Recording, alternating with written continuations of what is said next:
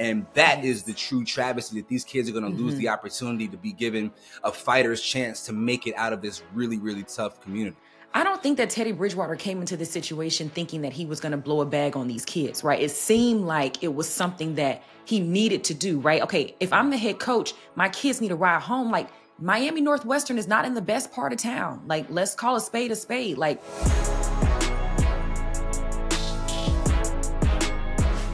okay, in a shocking new development, former NFL quarterback Teddy Bridgewater has been suspended from coaching at a Miami high school for allegedly providing impermissible benefits to his players. So if you didn't know, Teddy Bridgewater returned back to his alma mater, which is Miami Northwestern, as its head coach, where he led the team to a state championship in his very first season. Bridgewater posted earlier this month on Facebook that he paid for Uber rides, meals, and recovery services for his players last season. He asked the fans to donate to help these expenses for this year. Now, although he claims that he reported these expenses to the school, that apparently was a violation, and he's now being suspended by the school. Rodney, is Miami Northwestern making a huge mistake here, or are they trying to save themselves from punishment? Yeah, I think they're trying to save themselves from punishment. And it's unfortunate that he has to be the fall guy for this, but he is, by letter of the law, responsible. I know that with the integration of NIL, a lot of people feel like all the rules have changed and that these things are normal. It wasn't too long ago when players were not getting a dime off of their name, image, and likeness. And so I think because of NIL, this doesn't sound so bad, right? It's like, yeah, of course, like players need support. But this is how it has always been historically in sports, in amateur sports and athletics. And I think that it's really unfortunate because at his core, Teddy Bridgewater is really trying to be supportive of his community. And we need more people like Teddy Bridgewater, a guy who played in the NFL just last season. He played in the NFL playoffs, to still want to be proactive in his community, go back, give back, and just an unfortunate set of circumstances. Yeah, I felt like that was not unheard of, though. I feel like you've always had coaches or people giving back. No, I'm saying like coaches or people giving back from the community to these high schools, specifically like the football teams, the basketball teams. Like a lot of the things come from outside donations. How else are they going to get stuff? They do fundraisers. You know what I mean? Like, I don't see. I think you're talking about sporting leagues outside of high schools. So like I'm talking Pop about Warner. Okay, I'm talking about high school. So I think like, so we used to do can drives in Pop Warner to raise money, to fund our program. In our high school, we never did any sort of fundraising. Maybe we did like a calendar, but I think that's a lot different than one specific individual spending $14,000 on food and whatever number on Ubers and recovery, because those things can be enticing to players not assigned to that school district to try to figure out a way to finesse and finagle themselves into the district. But I do not think that Northwestern is some elite academic institution. No. And so people are not necessarily moving into this area, to be a part of Teddy Bridgewater's team. These are kids who actually have never been poured in and invested into the way that he is doing so. Yeah. And that is the true travesty, that these kids are going to lose the opportunity to be given a fighter's chance to make it out of this really, really tough community.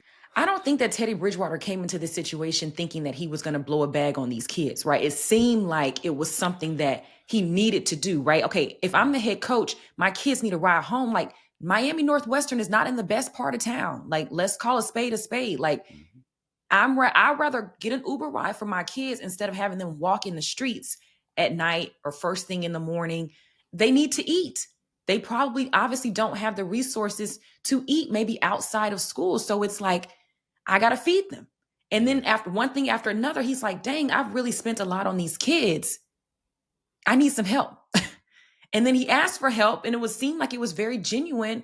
And the school is like, yeah, no, we're going to. I'm going to say this, though. He did kind of cheddar Bob himself. He could have asked for help without letting everybody know how much money he was spending. Yes, he could have very easily could have just been like, hey, I need some help supporting my boys. We won a state championship last year. A lot of my kids, don't have enough to fuel their bodies the way that is most proper for them to function at the highest capacity. He could have kept it real light and simple. He ain't have to drop an itemized receipt on how much he was spending. Like that man was down to the nickel. Okay, I didn't quite understand how he had calculated the pennies But yeah, it's a tragedy. It's a travesty. Now he did release a statement. I want to go ahead and read that because he well, not a statement. He posted on Facebook. I guess that's what. So he says, damn, people done caused all this confusion. Got a phone call tonight and there's no real investigation going on. I told you I have to be an employee to be investigated. Now the paperwork thing still stands, but there was no investigation. We self-reported. Vern and his administrative homeboys want me gone apparently and tried to hire one of my dogs. Like, bro wasn't going to lace me up. For those out there who don't know what that means that they tried to hire one of his friends, but his friend went back and told him what was going on. Just so y'all know, because he said it real Floridian. He goes on to say the suspension came from NNW, which is Miami Northwestern, and it's impossible to suspend someone who doesn't work for you. So if I'm suspended from Miami Northwest, I'm free to go to another school of my choice, but I'm not going anywhere, capital letters. And if it comes down to it, I will volunteer from the bleachers like I used to in 2018 and 2019 when no one had a problem. This is my last post about this BS. He does bring up an interesting point. If he's not being paid, then technically he would not be an employee of said district. So that is potentially a loophole, but yeah. And I think too, like where he kind of went wrong, Miami Northwestern has a long list of notable alumni. A lot of them have gone on to play in the league, famous rappers, all of the things. Y'all don't have like a group chat. Y'all don't have like a Facebook, like it's like undercover. Like you couldn't have called like Amari Cooper. You couldn't have called Tutu Atwell. You couldn't have, you know what I mean? Like you couldn't have called some guys and been Trick Daddy. You couldn't have called and been like, hey, like, can you, my kids need some granola bars. Can you donate? Here go my Amazon wish list. Yeah, man. Again, it is very important for communities, especially in the times that we are currently living in. It is incredibly important for people who have the means to invest in underserved, underprivileged communities like the one that Miami Northwestern is situated in. And when you have people who are going above and beyond to support the young people in those communities, then robbing them of the opportunity to give support, I just think is setting those communities back even further. And it's unfortunate, Florida in and of itself is always going Florida. So I don't expect anything less from Florida. And it didn't even come from the state. That's the crazy thing. I just knew. I was like, oh, this came from the state. No. It came from the school.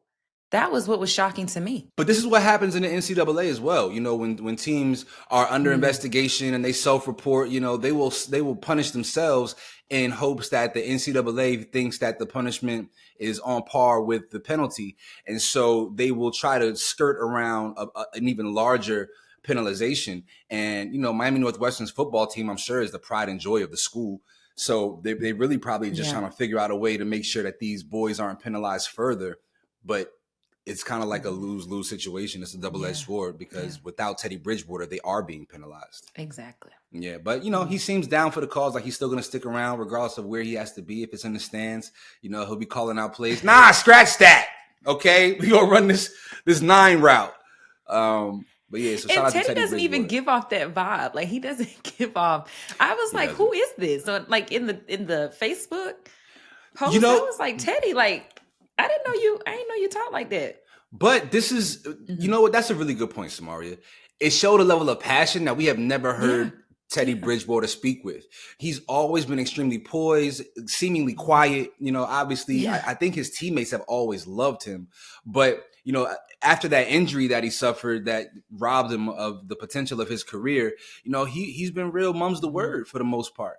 Just a light. A real shining light in locker rooms. And anytime I've ever seen him in interviews, I've never seen him this passionate, even about his own career. So you can tell there's a high level of investment, even beyond what he's been contributing financially. Yeah, man. Anyway, you all let us know your thoughts on Teddy Bridgewater's suspension from Miami Northwestern. Do you feel like it's warranted, or is it his fault for talking about how much money that he was spending on his players? Let us know your thoughts in the comments section. And if you want to stay up to date on all the latest things happening in sports, we got you covered. The link is in our description box.